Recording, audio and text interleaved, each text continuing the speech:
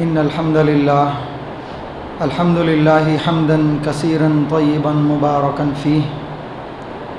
الحمد لله الذي هدانا لهذا وما كنا لنهتدي لولا أن هدانا الله. أشهد أن لا إله إلا الله وحده لا شريك له وأشهد أن محمدا عبده ورسوله أرسله بالحق بشيرا ونذيرا وداعيا إلى الله بإذنه وسراجا منيرا. فإن خير الحديث كتاب الله وخير الهدي هدي محمد صلى الله عليه وسلم وشر الأمور محدثاتها وكل محدثة بدعة وكل بدعة ضلالة وكل ضلالة في النار. قال الله تعالى في كتابه المجيد: أعوذ بالله من الشيطان الرجيم بسم الله الرحمن الرحيم. يا أيها الذين آمنوا قوا أنفسكم وأهليكم نارا وقودها الناس والحجارة عليها ملائكة غلاظ شداد لا يعصون الله ما أمرهم ويفعلون ما يؤمرون. وقال تعالى: ولا تنكحوا المشركات حتى يؤمن ولأمة مؤمنة خير من مشركة ولو أعجبتكم ولا تنكحوا المشركين حتى يؤمنوا ولعبد مؤمن خير من مشرك ولو أعجبكم أولئك يدعون إلى النار واللہ یدعو الی الجنۃ والمغفرۃ بإذنہ. صدق اللہ مولانا العظیم. تمام تعریفیں اللہ رب العزت کے لیے لائق و زیبا ہیں. ہم سب اسی کی حمد و توصیف بیان کرتے ہیں، اسی پر ایمان لاتے ہیں، اسی سے مدد اور استعانت طلب کرتے ہیں. ہمارا یہ ایمان ہے کہ جسے اللہ ہدایت دے اسے کوئی گمراہ نہیں کر سکتا، جسے اللہ گمراہ کر دے اسے کوئی ہدایت نہیں دے سکتا. ہم پناہ مانگتے ہیں اللہ رب العزت کی شیطان مردود کے شر سے اور اپنی نفس کی شرارتوں سے.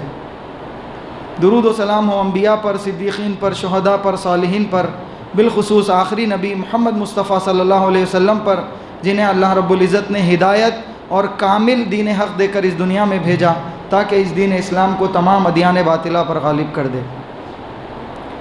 انتہائی شفیق بزرگوں، نوجوانوں،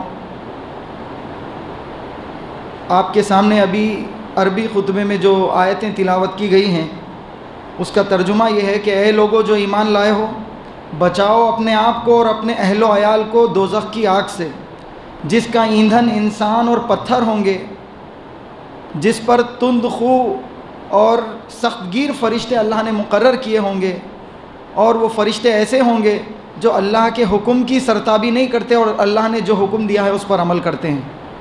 دوسری آیت جو میں نے تلاوت کی اس کا ترجمہ یہ ہے کہ تم مشرک عورتوں سے ہرگز نکاح مت کرو جب تک کہ وہ ایمان نہ لے آئیں. ایک مومن لونڈی مشرک شریف زادی سے بہتر ہے. پھر اسی آیت میں آگے اللہ پاک نے فرمایا کہ اپنی عورتوں کے نکاح مشرک مردوں سے مت کرو جب تک کہ وہ ایمان نہ لے آئیں.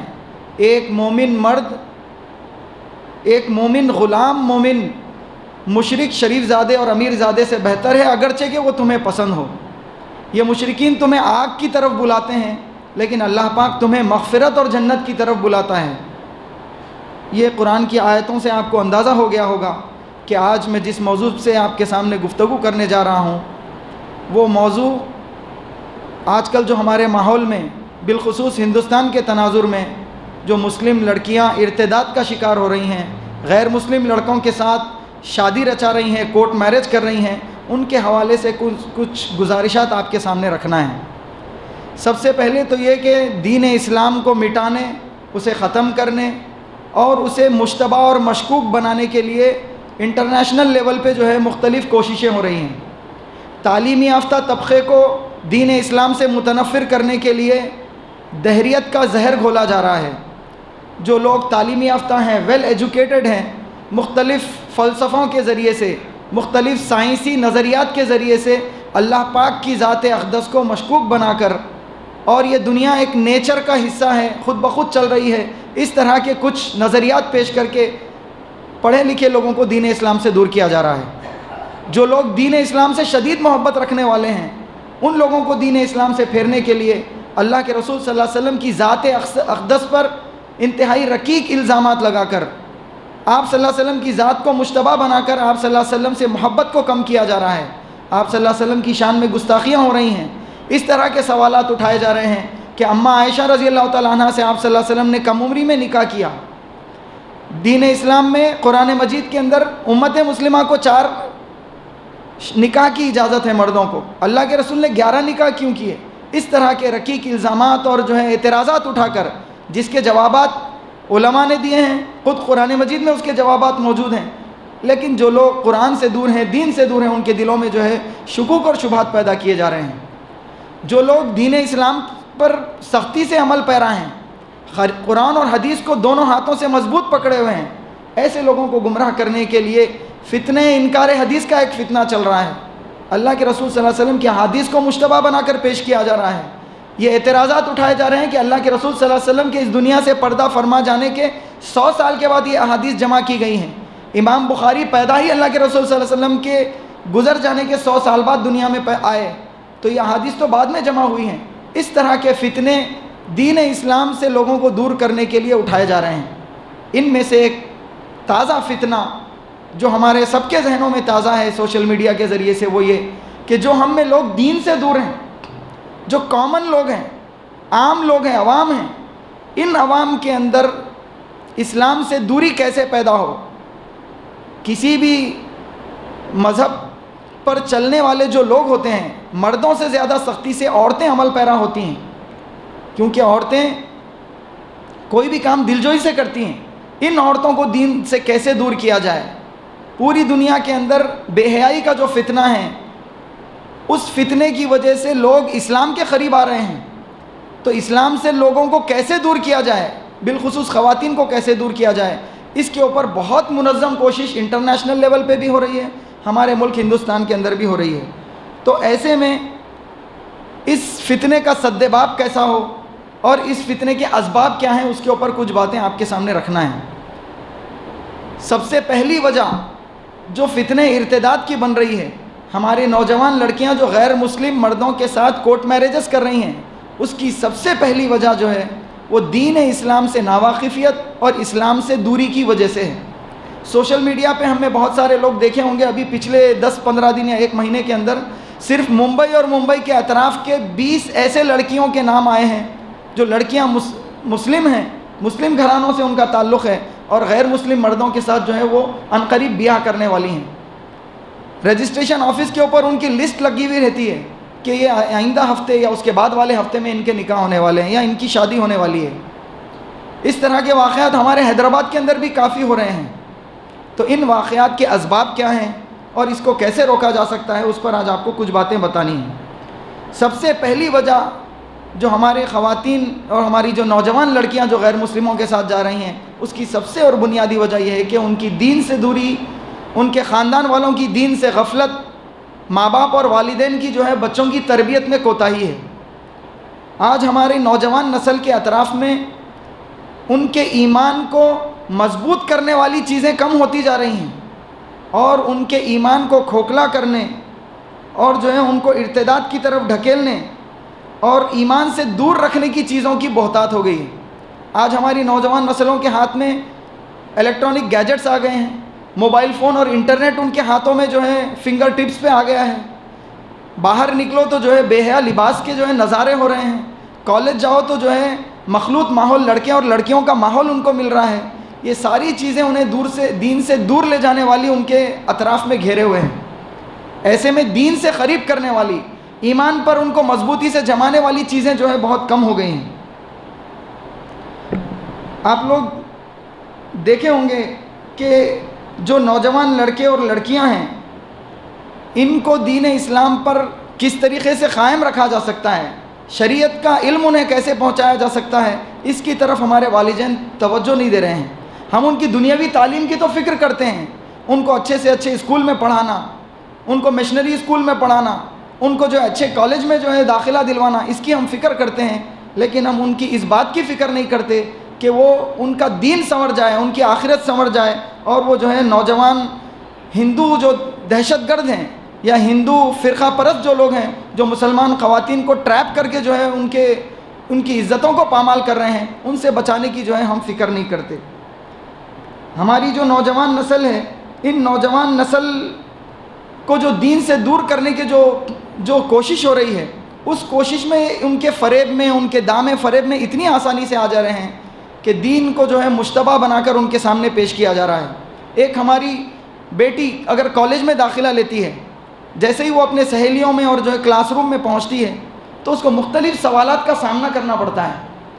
وہ لڑکی حجاب میں کالج میں داخل ہوتی ہے، اس کے ساتھ کی لڑکیاں بولتی ہیں کہ تم حجاب کیوں کرتی ہو، اپنے آپ کو اتنا کور کر کے کیوں رکھتی ہو؟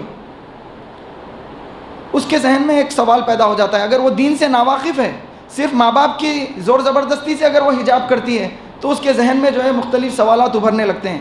پھر دوسرا سوال اس کی ساتھیاں یہ داغتی ہیں، ہم کو دیکھو ہم جو ہے ٹی شرٹ میں اور جینس میں اتنی کمفرٹیبل اپنے آپ کو محسوس کرتی ہیں، ہم کو کوئی اوڑھنے کی کور کرنے کی کوئی ضرورت نہیں ہے۔ پھر بولتی ہیں کہ تم غیر مسلم فرینڈز کیوں نہیں بناتے ہو، فرینڈشپ کلچر کی جو ہے وہ بات کرنے لگتی ہیں۔ تو نوجوان لڑکی کے دل میں جو ہے وسوسے اور جو ہے سوالات ابھرنے لگتے ہیں۔ پھر وہ ہندو لڑکیاں اسے یہ سوال کرتی ہیں کہ تمہارے دھرم کے اندر تو جو ہے تم کو کوئی سیکیورٹی نہیں ہے، تمہاری اگر فیوچر میں شادی ہو جائے تو تمہارا شخص 3 مرتبہ اگر طلاق بول دے تو تمہارا پورا رشتہ ختم ہو جاتا ہے۔ پھر اور اس کے سامنے یہ سوالات رکھے جاتے ہیں کہ تمہارے دھرم کے اندر، اسلام کے اندر مرد اور عورت کو جو ہے مساوی حصہ حاصل نہیں ہے، عورتوں کو جو ہے اکیرا حصہ حاصل ہے، وراثت میں مردوں کو ڈبل حصہ دیا جاتا ہے۔ اس طرح کے سوالات ایک نوخیز لڑکی کے ذہنوں میں جب پڑتے ہیں تو وہ اپنے دین سے جو ہے متنفر ہو جاتی ہے۔ اگر اس کو ابتدا سے ہی دین کی تعلیم معلوم ہو، اگر وہ قرآن مجید کو کھول کر پڑھتی ہو، یا اس کے والدین نے اس کی ایسی تربیت کی ہو کہ یہ اٹھانے والے جو کفار کی طرف سے جو اعتراضات ہیں، مشرکین کی طرف سے اٹھانے والے اعتراضات کے اگر اس کو جوابات پہلے سے معلوم ہوں تو وہ ان کو کنونس کر سکتی ہے، وہ بالکل مضبوطی کے ساتھ اپنے اسٹینڈ پر اور اپنے موقف پر ڈٹی رہ سکتی ہے۔ لیکن ہماری نوجوان نسل دین سے دور ہے، اس کی وجہ سے فوری ان کے ٹریپ میں آ جاتی ہیں، اپنا حجاب اتار دیتی ہیں، وہ بھی جو ہے مردوں جیسا لباس پہننے لگ جاتی ہیں، وہ بھی اسلام کو جو ہے غلط نظر سے دیکھنے لگ جاتی ہیں۔ جبکہ اللہ تعالیٰ نے جو تقسیم کی ہے، جو عدل کیا ہے اللہ تعالیٰ نے عورتوں اور مردوں کے درمیان، یہ تقسیم اتنی مناسب ہے کہ وہ گفتگو میں آپ کے سامنے آگے رکھوں گا۔ لیکن پہلے اس کے اسباب میں آپ کو گنا رہا ہوں کہ سب سے پہلا سبب ہماری نوجوان نسل کو دین سے دور رکھنے کی وجہ سے یہ مسائل پیدا ہو رہے ہیں۔ دوسرا جو مسئلہ ہے وہ یہ کہ ہماری نوجوان نسل کو ہم جو کلچر فراہم کر رہے ہیں وہ ہے کو ایجوکیشن کا ماحول، یعنی جب ہمارے تعلیمی اداروں میں ہم جب داخلہ دلاتے ہیں تو ہم اس بات کا خیال نہیں رکھتے کہ وہاں پہ لڑکے لڑکیاں مل کر پڑھتی ہیں۔ آج کل موبائل اور انٹرنیٹ کے ذریعے سے سب لڑکے لڑکیوں کو کم عمری میں ہی جو ہے سارے جو ہے جنسی معاملات کا جو ہے ایکسپوجر ہو جا رہا ہے۔ چھوٹے بچے کو بھی سب جو ہے خفیہ باتیں جو بڑے ہونے کے بعد معلوم ہوتی ہیں وہ باتیں معلوم ہو جا رہی ہیں۔ تو ایسے میں جو ہے ان کو علیحدہ پڑھانا بہت ضروری ہے۔ جب بچے بڑے ہو رہے ہیں تو کالج میں بھی کو ایجوکیشن کے ماحول میں جا رہے ہیں، جب آفس میں جو ہے جاب کرنے کے لیے جا رہے ہیں تو وہاں پہ بھی جو ہے مخلوط نظام ملازمت، یعنی مکس کلچر ہے، وہاں پہ بھی لڑکے لڑکیوں کو بازو بیٹھ کر جو ہے جاب کرنا ہے۔ تو یہ جو ماحول ہے، یہ ماحول دوسری اہم ترین وجہ ہے جو ہمارے نسل کو جو ہے ارتداد کی طرف لے جا رہی ہے۔ کوئی لڑکے لڑکیاں آفس جاتے ہوئے جو ہے کیب میں جو ہے نوجوان غیر مسلموں سے جو ہے ایکسپوز ہو رہے ہیں، کوئی جو ہے مکس کالونیز میں رہنے کی وجہ سے بھی جو ہے وہاں پہ دین اسلام پر مضبوطی سے قائم نہیں رہ رہے ہیں، وہ بھی ایک وجہ ہے۔ مکس آفس کا ماحول رہنے کی وجہ سے وہ بھی ایک وجہ ہے۔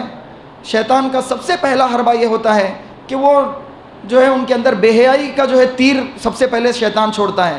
نوجوان نسل جیسے ہی نوخیز ہوتی ہے، جوانی میں قدم رکھتی ہے، تو اللہ تعالیٰ نے کچھ جو ہے فطری چیزیں ان کے اندر ودیعت کی ہیں کہ ان کے اندر جو ہے جنسی ہیجان پیدا ہوتا ہے، وہ جو ہے جنسی میلان ان کی طرف جو ہے رجحان ان کا بڑھتا ہے۔ ایسے میں اگر جو ہے کوئی اپنے نوجوان لڑکیوں سے جو ہے اگر لڑکے ایکسپوز ہوتے ہیں یا لڑکیاں لڑکوں سے جو ہے قریب ہوتی ہیں تو وہاں پہ جو ہے شیطان سب سے پہلے ان کے بیچ میں آ جاتا ہے۔ اللہ تعالیٰ نے قرآن مجید میں کہا ان اللہ یامرکم ان الشیطان یعدکم الفقر ویامرکم بالفحشاء، شیطان تمہیں جو ہے بھوکمری سے ڈراتا ہے اور جو ہے بے حیائی کا حکم دیتا ہے۔ سب سے پہلا حربہ جو شیطان کا ہے وہ بے حیا بنانا ہے۔ تو فرینڈشپ کلچر کے نام پر غیر مسلموں سے دوستی بڑھانے کو جو ہے ہماری نوجوان نسل غیر مسلم لڑکے لڑکیاں آپس میں دوستی گانٹھنے کو جو ہے برا نہیں سمجھ رہی ہیں۔ تو یہ جو مخلوط تعلیمی ماحول ہے، یہ مخلوط تعلیمی ماحول بہت بڑی وجہ ہے جو فتنہ ارتداد کا سبب بن رہی ہے۔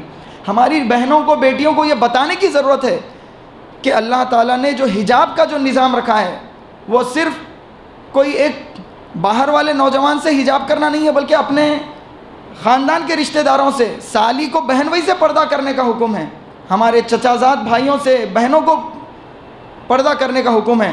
ماموں ذات، خالہ ذات، پھوپھی ذات، بھائیوں بہنوں کو آپس میں پردے کا حکم ہے. باہر کے لوگ تو بہت دور کی بات ہے، یہ پردے کا حکم ہماری نوجوان نسل کو معلوم ہی نہیں ہے. اگر وہ حجاب کا مقصد صحیح سمجھ جائیں، کن سے حجاب کرنا ہے اور کن سے حجاب نہیں کرنا ہے، یہ شعور اگر ان کے اندر 10ویں جماعت سے پہلے ان کے دلوں میں بٹھا دیا جائے تو اس فتنہ ارتداد سے جو ہے روکا جا سکتا ہے. مغرب کی طرف سے، ویسٹرن کلچر کی طرف سے ان کے ذہنوں میں یہ بات ڈالی جا رہی ہے کہ مرد اور عورت دونوں برابر ہیں، اس لیے عورت ہر کام کر سکتی ہے، عورت پلین بھی چلا سکتی ہے، عورت جو ہے بس کی کنڈکٹر بھی بن سکتی ہے، عورت ہر قسم کا جاب کر سکتی ہے. یہ جو ہے سوچ ہماری نوجوان نسل کے اندر جو ہے تعلیم گاہوں سے بٹھایا جا رہا ہے. جبکہ اللہ تعالیٰ نے جو تقسیم کی، اللہ تعالیٰ نے عورت کو گھر کی ملکہ بنایا ہے، اور باہر کی ذمہ داری، باہر کا میدان اور باہر کا محاذ مرد کے ذمہ اللہ تعالیٰ نے کیا ہے. عورت کو اللہ تعالیٰ نے کمزور پیدا کیا ہے، پورے مہینے بھر کے 30 دن ایک جیسی حالت میں نہیں رہتی عورت، کمزور اللہ تعالیٰ نے اس کو بنایا ہے. اگر اس کو حمل ٹھہر جائے وہ حالت میں تو جاب کرنا اس کے لیے وبال بن جاتا ہے. اللہ تعالیٰ نے عورت کو گھر کی ملکہ بنایا، ہم اس کو جو ہے سڑک پر لانے کی کوشش کر رہے ہیں، مغربی کلچر کی پیروی کرتے ہوئے، تقلید کرتے ہوئے. تو یہاں سے جو ہے فتنہ ارتداد کے جو ہے دروازے کھول رہے ہیں. اللہ تعالیٰ کی جو تقسیم ہے وہ اتنی انصاف پر مبنی ہے کہ عورت کو اللہ تعالیٰ نے کمزور پیدا کیا، اس کے ہر دن الگ الگ ہوتے ہیں، مہینے میں 7 دن 8 دن وہ کمزوری کی حالت میں رہتی ہے، باہر نکلنا اس کے لیے ممکن نہیں رہتا. لیکن عورت کو جو ہے ہم آج کل کی معاشی ہوڑ میں جو ہے عورت کو لے جا رہے ہیں، جس کی وجہ سے یہ فساد پیدا ہو رہا ہے.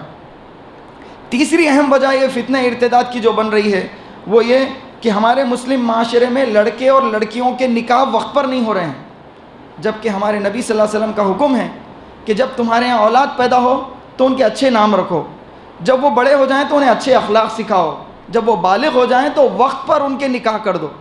واضح حکم ہے اللہ کے رسول صلی اللہ علیہ وسلم کا. پھر اللہ کے رسول صلی اللہ علیہ وسلم نے نوجوانوں سے مخاطب کر کے کہا، یا معاشر الشباب من استطاع منکم الباءۃ فلیتزوج. اے نوجوانوں کی جماعت، تم میں سے کوئی بلوغت کو پہنچ جائے تو وہ چاہیے کہ وہ اپنے نکاح خود کر لیں.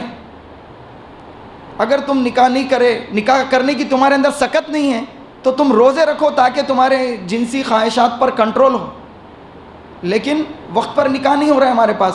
ایک عجیب ٹرینڈ آ گیا ہے کہ پہلے پڑھائی لکھائی کمپلیٹ ہونا، اس کے بعد جو ہے جاب لگنا، پھر سیٹ ہونا، پھر جو ہے ولیمے کے لیے جو ہے اچھی موٹی تازی رقم جمع ہونا، تب تک آدمی جو ہے برائی میں اور جو ہے بے حیائی میں ملوث ہو جا رہا ہے. نبی صلی اللہ علیہ وسلم نے جو حکم دیا ہے اس حکم کی ہم خلاف ورزی کر رہے ہیں، اسی لیے جو ہے اس فتنے کی طرف ہم بہت تیزی سے بڑھ رہے ہیں. بہت سارے لوگ ہم میں یہ سوچتے ہیں کہ ابھی میں سیٹ ہی نہیں ہوا، ابھی میرے پاس جو اپنی بیوی بچوں کو پالنے کی سکت نہیں ہے، میں کیسے نکاح کروں؟ تو اللہ تعالیٰ نے قرآن مجید میں ایک آیت ارشاد فرمائی سورہ نور کے اندر، وَأَنْكِحُوا الْأَيَامَ مِنْكُمْ وَالصَّالِحِينَ مِنْ عِبَادِكُمْ وَإِمَائِكُمْ إِنْ يَكُونُوا فُقَرَاءَ يُغْنِهِمُ اللَّهُ مِنْ فَضْلِهِ. فرمایا اللہ تعالیٰ نے تم میں سے جو لوگ مجرد ہیں وہ ان کو چاہیے کہ وہ نکاح کر لیں. تم میں سے جو لوگ مجرد ہیں یعنی غیر شادی شدہ ہیں، اور تمہاری لونڈیوں میں سے، نوکروں میں سے جو نیک ہیں، وہ چاہیے کہ ان کے نکاح تم کر دو. اگر وہ سمجھتے ہیں کہ میں غریب ہوں، اگر وہ غریب ہو تو اللہ تعالیٰ اپنے فضل سے ان کو غنی کر دے گا. اللہ تعالیٰ قرآن میں وعدہ کر رہے ہیں کہ اگر تم غربت کی وجہ سے نکاح کرنے سے پیچھے ہٹ رہے ہو تو اللہ تعالیٰ تمہیں غنی کر دے گا، تم نکاح کر لو. اس سے زیادہ اور گارنٹی کیا چاہیے ہم کو، اور ایشورنس کیا چاہیے؟ تو یہ جو تیسری وجہ تھی وقت پر نکاح نہیں ہونے کی. چوتھی وجہ جو ہے یہ فتنہ ارتداد کی کہ ہمارے پاس شادی بیاہ میں جو غیر اسلامی رسوم و رواج آ گئے ہیں جس کی وجہ سے شادی میں ڈیلے ہو رہا ہے، یہ بھی ایک بہت بڑی وجہ بن گئی ہے فتنہ ارتداد کی کہ ہماری مسلم مائیں بہنیں غیر مسلموں کے ساتھ بھاگنے پہ مجبور ہو جا رہے ہیں، اس لیے کہ کوئی مسلمان ان سے نکاح کرنے کے لیے تیار نہیں ہے.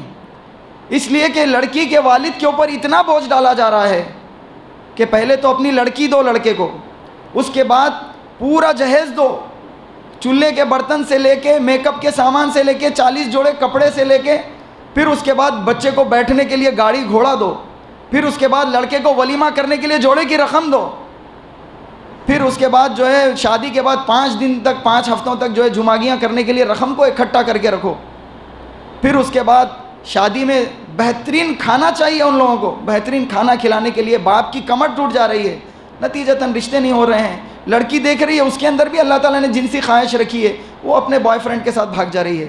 تو یہ جو چوتھا نقطہ ہے، اس کے اوپر مسلم نوجوانوں کو سوچنے کی ضرورت ہے کہ جبکہ اللہ کے رسول صلی اللہ علیہ وسلم کا حکم ہے ان اعظم النکاح برکتاً ایسرہ معونتاً، حاجی صاحب ہر نکاح کی محفل میں یہ حدیث پڑھتے ہیں کہ سب سے بابرکت نکاح وہ ہے جو سب سے زیادہ ہلکا پھلکا ہو۔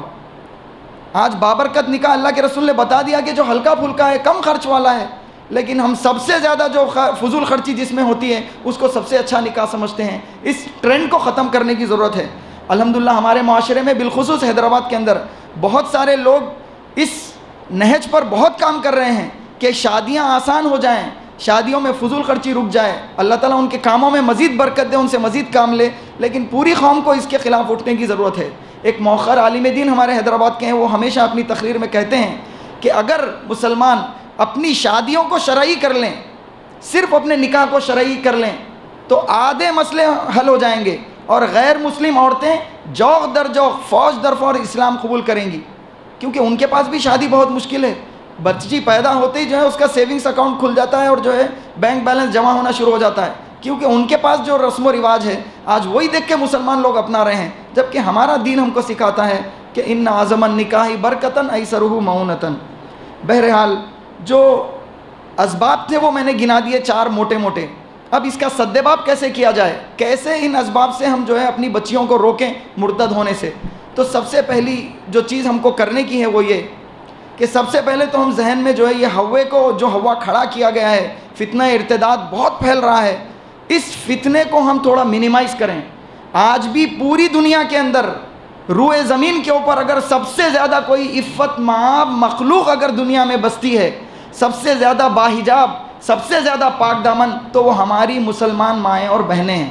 ان سے زیادہ دنیا میں کوئی عفت مآب اور پاکیزہ اور باحجاب خواتین دنیا میں نہیں بستی، لیکن بہت زیادہ ہوا اس لیے کریٹ کیا جا رہا ہے کہ غیر مسلم عورتیں، عیسائی ہوں یا ہندو ہوں، وہ جوق در جوق اسلام قبول کر رہی ہیں۔ دنیا میں جو اسلام قبول کرنے کا ریشو ہے وہ سب سے زیادہ عورتوں کا ہے، اس لیے کہ ان کے اوپر بہت بوجھ ڈالا جا رہا ہے کہ آپ گھر کا کام بھی کرو، باہر نوکری بھی کرو، بچے بھی پیدا کرو۔ تو وہ دیکھ رہے ہیں کہ اسلام کے اندر عورت کو گھر کے ملکہ بنایا گیا ہے، اس لیے سب سے زیادہ عورتیں اسلام قبول کر رہی ہیں۔ آج ہم آپ میں سے اگر کسی نے دی کیرلا اسٹوری جو بنائی گئی ہے فلم، وہ فلم دیکھی ہو تو فلم اسی لیے بنائی گئی ہے کہ ہندو لڑکیاں اسلام میں داخل نہ ہو، ان کو ڈرایا جائے کہ مسلمان اتنے خطرناک دہشت گرد ہوتے ہیں کہ ان کی بچیوں کو جو ہے نکاح کر کے ان کو جو ہے کاٹ کے فریج میں ڈال دیتے ہیں یا ان کو جو ہے کسی میدان جہاد میں بھیج دیتے ہیں۔ ایسا کہیں نہیں ہوتا۔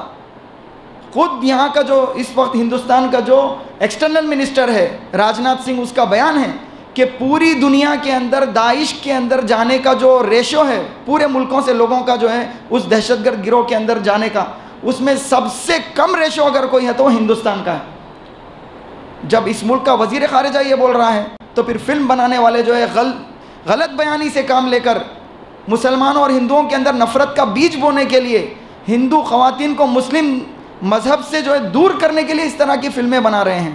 تو ہمیں چاہیے کہ سب سے پہلے اس ہوا جو کھڑا کیا گیا ہے اس ہوے کو ہم منیمائز کر لیں کہ ہماری باحجاب خواتین آج بھی دنیا میں سب سے اچھی مخلوقات میں سے شامل ہیں۔ دوسری چیز جو ہے وہ یہ کہ ہماری نئی نسل کو دینی تعلیم سے ہم آراستہ کریں۔ ہمارے اسکول کے آرگنائزرز کو چاہیے کہ ہمارے بچے بچیاں جب SSC پاس کرتی ہیں تو ان کے اندر یہ شعور آ جائے کہ حلال کیا ہے، حرام کیا ہے، جائز کیا ہے، ناجائز کیا ہے، حجاب کس سے کرنا ہے، پردہ کس سے کرنا ہے، کس سے نہیں کرنا ہے۔ کم سے کم اتنی ابتدائی تعلیم ان کو 10ویں جماعت کے ختم ہونے تک، ان کے بلوغت میں جب قدم رکھ رہے ہیں تب تک ان کو پتہ ہو جائے۔ دینیات کے نام پر ہم سبق تو پڑھا رہے ہیں لیکن شعور پیدا نہیں کر رہے ہیں، تو یہ شعور پیدا کرنے کی ضرورت ہے۔ سب سے پہلا کام یہ کرنا ہے۔ دوسرا کام، جتنی بھی دینی جماعتیں ہیں، جتنی دینی تحریکات ہیں، جتنے بھی خانقاہیں ہیں، ان سب لوگوں کو اجتماعی طور پر سر جوڑ کر بیٹھنا چاہیے اور اس فتنہ ارتداد کا جو ہے سدباب کرنے کے لیے منظم طور پر اور اجتماعی طور پر کچھ لائحہ عمل بنانا چاہیے۔ یہ علماء کے لیے اور جماعتوں کے لیے دوسرا جو ہے مشورہ ہے۔ تیسری چیز جو ہمیں کرنے کی ہے، اپنے جو تعلیمی ادارے ہیں، جو مسلمانوں کے الحمدللہ حیدرآباد میں تو بہت سارے تعلیمی ادارے ہیں، ان تعلیمی اداروں کے مینجمنٹ کو چاہیے کہ لڑکے اور لڑکیوں کی بلڈنگز علیحدہ علیحدہ کریں، ان کی کلاسز علیحدہ علیحدہ کریں، بچیوں کو اور بچوں کو ابتدا سے معلوم ہو کہ وہ صنف مخالف ہے، ہماری مخالف جنس کے لوگ ہیں، ہم کو ساتھ نہیں بیٹھنا چاہیے۔ یہ مخلوط ماحول اسلام کا پسندیدہ ماحول نہیں ہے. یہ بچوں کے اندر بچپن سے شعور پیدا ہو. ماں باپ اور والدین کی ذمہ داری ہے کہ اچھی تعلیم کے لیے ہمارے بچیوں کو جو ہے کو ایجوکیشن کے ماحول میں کالج میں ایڈمیشن دلائیں. تو ہم اپنے ہاتھوں سے اپنے پیروں پہ کلاڑی مار رہے ہیں. بہت کم بچیاں ہوتی ہیں جو اس ماحول میں جا کے بھی اپنے آپ کو پاک دامن رکھتی ہیں. ہزار سلام ہے ایسی لڑکیوں کے لیے, لیکن شیطان بیچ میں جب آ جاتا ہے تو اچھوں کو جو ہے بہکا دیتا ہے. تو ماں باپ کو چاہیے اور اسکول کے مینجمنٹ کو چاہیے کہ علیحدہ تعلیم کا جو ہے انتظام کریں. چوتھا کام جو ہے وہ نکاح کو آسان کرنے کے جتنے زاویوں پر کام ہو سکتا ہے وہ سارے زاویوں پر جو ہے علماء اور قاضی حضرات کوئی ایک لاہ عمل بنا کے جو ہے امت کے لیے ڈکلیئر کریں کہ ہم ایسی شادیوں کا اور ایسی تقریبات کا ہم خود بائیکاٹ کریں گے, نکاح نہیں پڑھائیں گے جس میں جو ہے فضول خرچی ہوتی ہو, جس کی وجہ سے غریب لوگوں کی شادیاں رکی ہوئی ہوں. اس پہلو پہ الحمدللہ سیاست اخبار والے اور جو ہے دوسری جماعتوں کے لوگ بہت کچھ کام کر رہے ہیں. جناب فلکی صاحب بھی بہت اس پہلو پہ کام کر رہے ہیں. ایسے لوگوں کا جو ہے امت کو ساتھ دینے کی ضرورت ہے. پھر پانچواں اور آخری نقطہ جو ہے وہ بہت اہم نقطہ ہے جس کی طرف سے ہم میں سے بہت سارے لوگ غفلت کا شکار ہیں کہ مردوں کو تو جمعے کو جمعہ کچھ دین کی بات سننے کو مل جاتی ہے خطبے کے عنوان سے, لیکن ہماری مائیں اور بہنیں جو ہے اس دین کے ماحول سے بہت دور ہیں. کیا ہماری مائیں بازار نہیں جاتی ہیں؟ کیا ہماری مائیں درگاہوں پر نہیں جا رہی ہیں؟ کیا ہماری مائیں اور بہنیں پڑھنے کے لیے کالجز کو نہیں جا رہی ہیں؟ پھر مسجد سے دور کیوں ہم ان کو رکھ رہے ہیں؟ ہمیں چاہیے کہ مسجدوں میں عورتوں کے لیے علیحدہ سیکشن بنایا جائے. آپ سارے اسلامی ممالک کا دورہ کر کے دیکھ لیجئے, وہاں کبھی ایسا نہیں ہے کہ صرف مسجد مردوں کے لیے ہے. مسجد میں ایک گوشہ عورتوں کے لیے رکھا جاتا ہے. ہر نماز میں عورتیں نہیں آ سکتی, کم از کم جمعے میں آ جائیں, خطیب سے خطبہ سن لیں, ان کی دینی آبیاری ہو جائے. الحمدللہ ہمارے شہر کی سب سے بڑی مسجد یعنی ایک جامع مسجد میں سے ایک مسجد عزیزیہ میں اس کا ٹرینڈ شروع ہو چکا ہے. دوسرے مسجد کے ذمہ داران کو بھی چاہیے کہ وہ اپنی اپنی مسجد کے اندر خواتین کے اجازت کو, خواتین کے داخلے کو جو ہے شروع کریں تاکہ خواتین جو ہے دین سے قریب ہوں. اگر کسی مسجد میں جگہ نہیں ہے, پہلے سے مسجد تعمیر ہے, آزو بازو جگہ نہیں مل سکتی ہے, وہ مسجد کے لوگ نئی ٹیکنالوجی کا استعمال کر سکتے ہیں. آج کل کلاس روم میں بیٹھ کے سر پڑھا رہے ہیں, زوم میٹنگ کے ذریعے سے کلاس روم میں 30 بچے ہیں, باہر 150 بچے کلاس اٹینڈ کر رہے ہیں. اس زوم میٹنگ کے ذریعے سے محلے کے لوگوں کو آپ لنک دے دیجئے, سارے محلے کی خواتین جو مسجد میں سے جمعے کا خطبہ سن لیں گی گھر میں رہتے ہوئے. ہو سکتا ہے کوئی ناپاکی کی حالت میں رہتی ہوں, مسجد میں داخلے کی ان کو اجازت نہ ہو, گھر میں بیٹھ کے خطبہ سنا جا سکتا ہے. اس پہلو پر کام کرنے کی ضرورت ہے جس کے ذریعے سے انشاءاللہ اس فتنہ ارتداد کو روکا جا سکتا ہے. تو اللہ رب العزت سے دعا ہے کہ اللہ تعالی ہمیں کہنے اور سننے سے زیادہ عمل کی توفیق عطا فرمائے. اللہ تعالی ہمیں اپنے ماں اور بہنوں کے دین کی فکر کرنے کی توفیق عطا فرمائے. سب سے پہلے اپنے دین کی فکر کرنے کی توفیق عطا فرمائے. اللہ تعالی ہمارے دلوں کو جو ہے اسلام کے نور سے منور کر دے, اسلام سے محبت ہمارے دلوں میں پیدا کر دے. مشرکین کی طرف سے جو فتنے اٹھائے جا رہے ہیں ان فتنوں سے ہمارے ماؤں کی بہنوں کی حفاظت فرمائے. رب اغفر ورحم وانت خیر الراحمین. السلام علیکم ورحمۃ اللہ وبرکاتہ.